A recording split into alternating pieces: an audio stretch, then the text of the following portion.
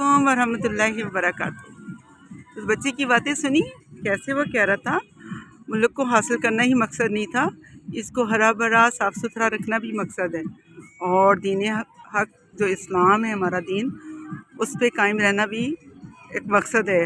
और इसका मकसद भी इसी वजह से था कि मुसलमानों को आज़ादाना तौर पर अपने मज़ाहिब की जो भी एक्टिविटी थी वो सुकून से कर सकें। नमाज को, हज को, ज़कात को, किसी तरह की भी दीन पे चले।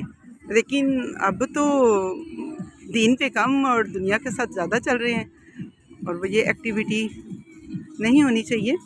हमने मुल्क अगर दीन के लिए मुल्क को हासिल किया था तो हमें इसको दीन पे कायम भी रखना है, ठीक है। ये जो मुसलमान हर जगह मुसलमानों की शामत अमाल आई हुई है वो हमारे अमाल नामों की वजह से है। और सोचें कि हम कैसे दीन के लिए कोई अच्छा काम कर सकते हैं, और करना भी चाहिए। और अल्लाह ताला हमें तौफीक अता फरमाए। कुछ भी नेकी का काम अल्लाह की मदद के बगैर हो ही नहीं सकता।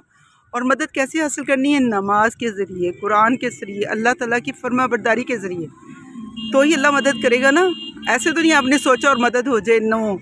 आपने सोचना, अपने अहद करने, अपने अल्लाह से दुआ करनी है कि अल्लाह बारी ताला हमें इस पे कायम रखे और हम दीन इस्लाम को बड़े वाज़िया और अच्छे तरीके से उसको